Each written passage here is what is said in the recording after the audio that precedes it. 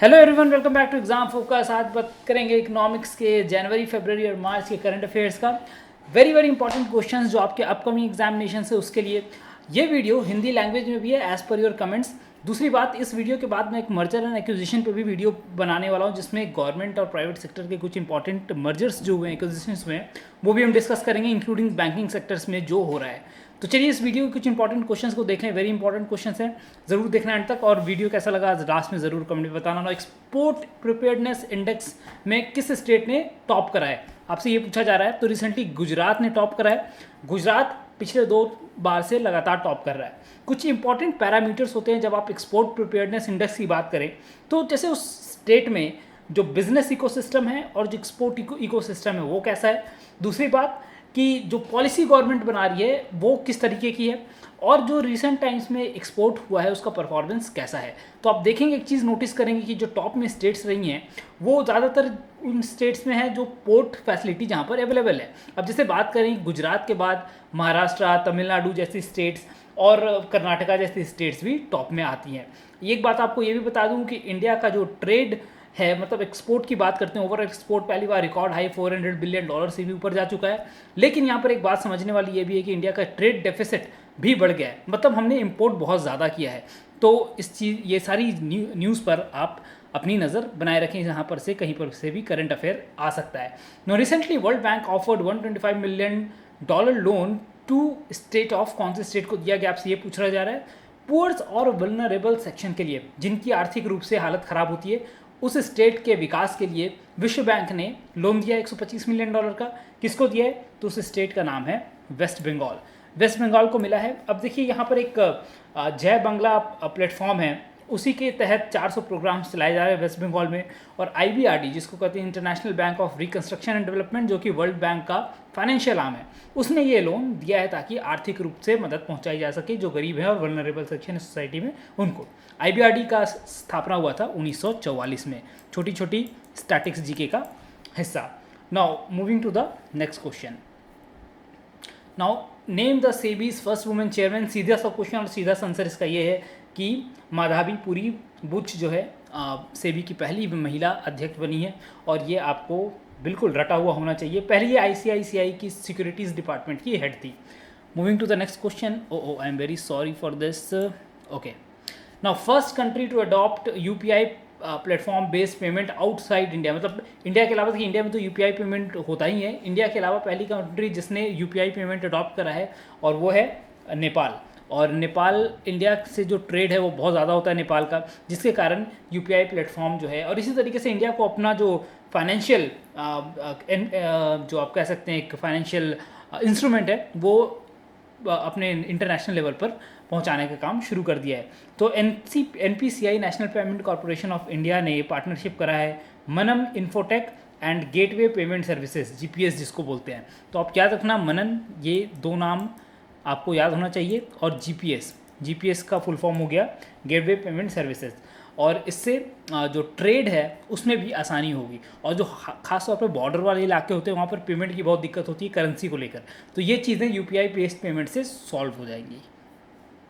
Now India's first biomass based hydrogen plant will come up in, देखिए directly economic related question नहीं है, but इसका economic impact अच्छा हो सकता है। तो इंडिया का पहला बायोमास बेस्ड हाइड्रोजन प्लांट कहाँ पर आया है? तो ये आया है खंडवा में, जो कि कहाँ पर है? मध्य प्रदेश में। तो अगर स्पेसिफिकली अगर आपको जगह का पूछ लिया जाए तो खंडवा, जो कि मध्य प्रदेश का एरिया है, वहाँ पर ये प्लांट बनाया जाएगा। और इसकी जो विशेषता है वो ये है कि हर मतलब 1 टन हाइड्रोजन पर डे यहाँ से प्रोड्यूस किया जा सकता है। और मूव करते हैं नेक्स्ट क्वेश्चन की तरफ। आई एम वेरी सॉरी, जो मेरा सिस्टम है वो इधर से उधर गिर रहा है। Now first union territory to be integrated with national single window pay system, तो किस जो पहला यूनियन टेरिटरी इंडिया का बना है जिसको नेशनल सिंगल विंडो सिस्टम के तहत इंटीग्रेट किया जा रहा है, वो है जम्मू एंड कश्मीर। अब इसका देखिए इकोनॉमिकल एक्सपेक्ट बहुत ज़्यादा है। इसके होने से क्या होगा कि देखिए होता क्या है, ये NSWS जो है वो एक डिजिटल प्लेटफॉर्म होती है जहाँ पर इन्वेस्टर्स, बड़ी बड़ी कंपनीज जैसे टाटा, रिलायंस, वो जो है यहाँ पर जो अप्रूवल का प्रोसेस होता है वो काफ़ी आसान हो जाता है। इनफैक्ट इस विंडो सिस्टम के थ्रू जो एडवाइजरी सर्विसेज है वो भी ये कंपनीज ले सकती है। अगर किसी बड़ी कंपनी को इन्वेस्ट करना है तो उनके लिए इस बहुत सहूलियत वाली बात हो जाती है। और इससे फ़ायदा क्या होगा, तो इस रीजन में, जम्मू कश्मीर के रीजन में जो प्राइवेट इन्वेस्टमेंट्स हैं वो बढ़ेंगे, जिससे रोज़गार बढ़ेगी। और 2021 की बात कर ले अगर, तो 70,000 करोड़ इन्वेस्टमेंट जो है वो अभी प्रपोज किया गया है, तो 70,000 करोड़ का बहुत बड़ी अमाउंट है। और इंडस्ट्रियल इन्वेस्टमेंट स्कीम जो है अभी 28,000 करोड़ का आउटले तैयार करी है जम्मू एंड कश्मीर के लिए, जिसमें हॉर्टिकल्चर हो गया, टूरिज्म हो गया और रियल एस्टेट पर विशेष ध्यान दिया जा रहा है। Moving to the next question.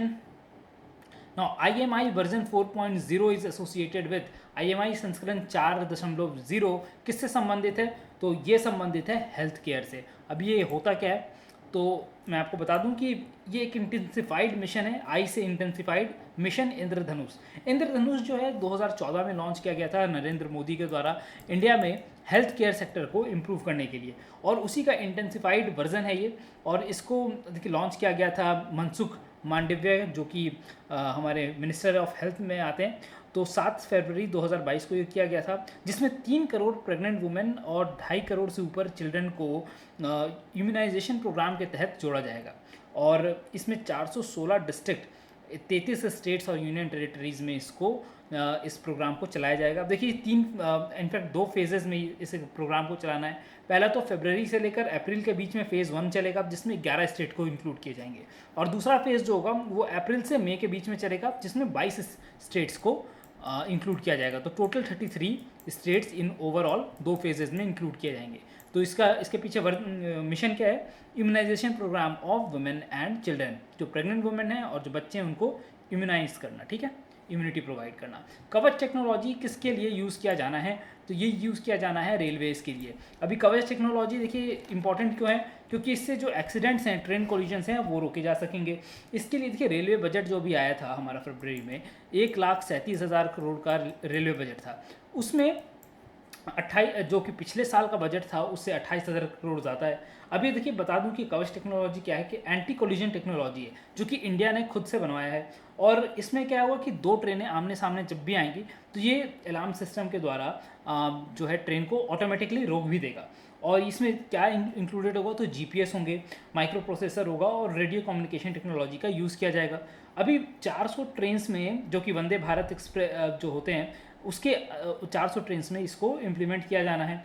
और इसके लिए देखिए अभी आपको ये भी बता दूं कि जो अपना बजट आया है उससे कुछ इंपॉर्टेंट फैक्ट बता दूं कि 22,200 करोड़ के लगभग न्यू लाइंस पर खर्च करे जाने हैं, और करीब 13,300 करोड़ के आसपास जो है रिन्यूअल ऑफ लाइंस पर खर्च किए जाने हैं रेलवे के द्वारा। तो किसके लिए यूज़ होगा कवच टेक्नोलॉजी, तो ट्रेन की कोलिजन्स को रोकने के लिए, ठीक है। Now government agreed to sell NINL for rupees 12,100 crores to, किसको बेच रही है सरकार NINL। अब NINL है क्या, तो NINL नीलांचल इस्पात निगम लिमिटेड। और ये न्यूज़ इंपॉर्टेंट क्यों है, क्योंकि पहली बार गवर्नमेंट किसी स्टील प्लांट को प्राइवेटाइज करने जा रही है, ठीक है। स्टील मेकिंग कंपनी को प्राइवेटाइज कर रही है 12,100 करोड़ में, और किसको दे रही है, तो ये दे रही है टाटा स्टील को। तो टाटा स्टील खरीदेगी किसको, NINL को, Neelanchal Ispat Nigam limited. So moving to the next question, India's bilateral trade with China has increased by -% in 2021। जैसा कि मैंने आपको बताया, एक्सपोर्ट तो बहुत इंडिया का बड़ा है, बट जो ट्रेड डेफिसिट जो इम्पोर्ट है वो भी काफ़ी ज़्यादा बढ़ गया है। तो इंडिया का जो एक्सपोर्ट है वो चाइना को करीब, मैं आपको जो फिगर्स में बात करूं तो 43.3% से बढ़ गया है। और कितना हुआ, ये जो वैल्यू है वो करीब 125 बिलियन डॉलर जो है उतना के करीब इंडिया ने एक्सपोर्ट किया है चाइना को। पर अगर बात करें इंडिया का इंपोर्ट का, तो इंडिया का इंपोर्ट भी चाइना से बहुत ज़्यादा बढ़ गया है। तो ये करीब 66 बिलियन डॉलर पिछले साल था, और इस साल जो है वो बढ़कर कितना हो गया, 97.5 बिलियन डॉलर्स। तो तो इसमें जो इंक्रीमेंट आप देख रहे हैं वो करीब 46% के आसपास का इंक्रीमेंट इंडिया ने किया है इंपोर्ट्स में, जो कि देखिए अब एक तरफ हम बात करें कि चाइना से इंपोर्ट कम करेंगे, लास्ट टाइम हमने 50 से ऊपर ऐप बंद कर दिए थे चाइनीज़ ऐप, जिसमें टिकटॉक जैसे बड़े ऐप्स भी इंक्लूडेड थे, लेकिन उसका असर हुआ नहीं। इनफैक्ट हम जो चीज़ें हैं फार्मास्यूटिकल्स डिपार्टमेंट से, केमिकल्स से, या फिर आप प्लास्टिक चीज़ ले लें, सबसे बड़ा कंट्रीब्यूटर तो आपको बताऊं मोबाइल फ़ोन और उससे रिलेटेड जो टेलीकॉम इक्विपमेंट्स हैं हम चाइना से बहुत ज़्यादा खरीदते हैं। Now moving to the next question, central government approved construction of plastic park in, again this is not directly related to economics, लेकिन जो इकोनॉमिकल इम्पैक्ट इन तरह के कंस्ट्रक्शन से होता है वो काफ़ी बड़ा होता है।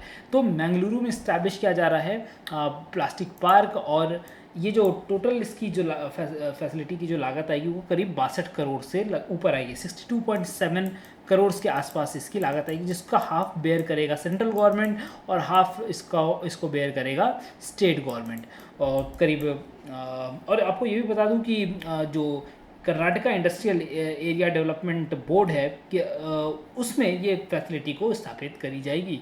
और देखिए ये इंपॉर्टेंट इसलिए भी है क्योंकि इंडिया जो है अभी जो प्लास्टिक प्रोडक्ट की जो वर्ल्ड में शेयर है इंडिया की वो सिर्फ 1% है, लगभग 1% के इक्वल है। तो इसको एक्सपोर्ट में मदद भी मिलेगी अगर हम प्लास्टिक रिलेटेड मैन्युफैक्चरिंग प्लांट्स या इस तरीके की फैसिलिटीज़ को क्रिएट करते हैं। Next moving to the next question, which dam will be built to rejuvenate Saraswati river. देखिए इस डैम का नाम है आदि बद्री डैम। देखिए जो सरस्वती का वजूद है वो ऑलमोस्ट नष्ट हो चुका है, लेकिन इस डैम को बनाने से कहते हैं कि जो सरस्वती रिवर को हम रिजुवनेट फिर से कर सकते हैं।